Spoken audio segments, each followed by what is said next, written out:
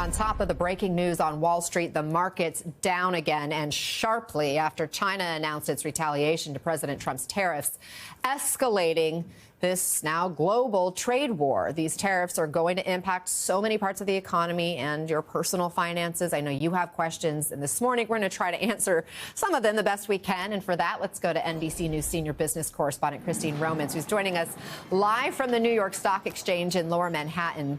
And I know you have a lot that you're monitoring there, Christine. Thanks for squeezing us in to answer these viewer questions. Let's start with a question that was sent in by a viewer that I know is on so many minds right now. What products will be impacted by these tariffs?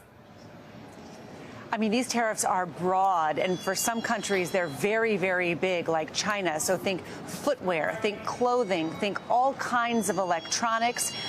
The list is pretty long. Sporting goods, toys, fruits and vegetables, furniture, wine and spirits, cell phones.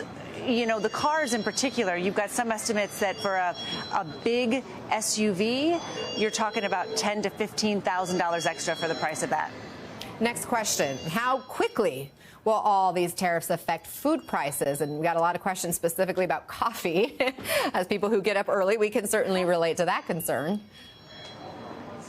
So you can see why food prices would be affected most quickly, right? Especially perishable food, things that are coming in on the borders and you can only keep in a warehouse maybe for 8 days or 10 days. Also, we have steel and aluminum tariffs that are already in effect, and that the aluminum is used in the cans that other foods are packaged in. So the packaging is an issue as well. Also, paper packaging, when you've got all of these tariffs against Canadian goods coming into effect, that could, in fact, raise the price of packaging. So the experts I'm talking to are saying it would be coming weeks likely, but if you're talking about perishable items, it might be more quickly. And then longer term, if these tariffs last, the forecasts are something like $3,800 extra a year in the stuff you normally buy at the cost because of these tariffs. Another viewer asks, what about drug prices? Are tariffs going to impact drug prices, noting most insulin's not produced here?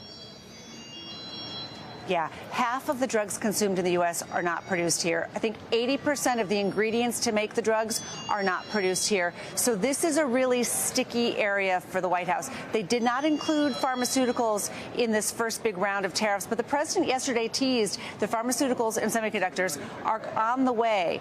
The industry has been sort of lobbying and begging that if they do tariffs, they don't just do 25% all at once. It could cause shortages and price spikes for these foreign-made drugs that Americans rely on so much. So we're waiting to see what the White House says about this and what the president's plan is. But the experts and economists and the industry say if there are tariffs on imported drugs, the goal, of course, is to make them in the United States. That could take some time in the short term. That could mean some pain for consumers. Okay, so look into your crystal ball now for this next question. How long will the short-term pain last? Weeks, months? Are we talking years?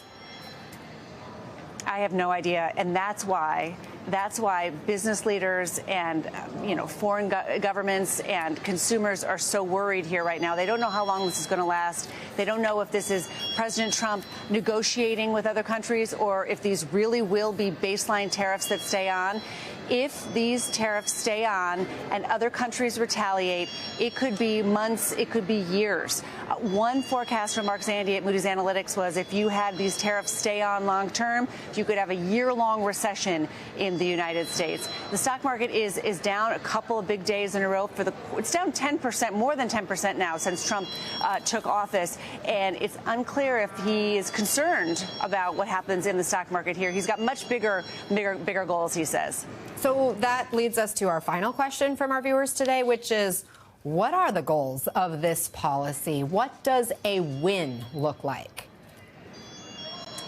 Three things. There have been three goals this White House has illustrated. Fentanyl. The president wants to stop fentanyl coming into this country. So he blames Canada and Mexico for that, and China, and that's what is the reasoning behind some of these tariffs. He also wants things made in America, whether it's furniture, whether it's shoes, whether it's wedding dresses, whether it's semiconductors, whether it's Apple phones, your iPhone. He wants it made in America, cars especially. The problem is that if you and he wants to raise a lot of revenue. He wants to raise a lot of money to fund the government so that he can pay for tax cuts.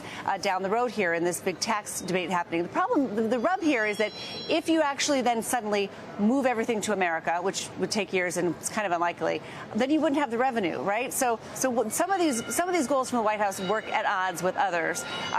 But more often than not, we hear the president say, if you don't want to pay a tariff, make it in the USA. Christine Romans, it's good to see you, my friend. Thank you very much for bringing us those answers. And we hope you will keep sending us your questions. We'll try to answer more of them in the days ahead.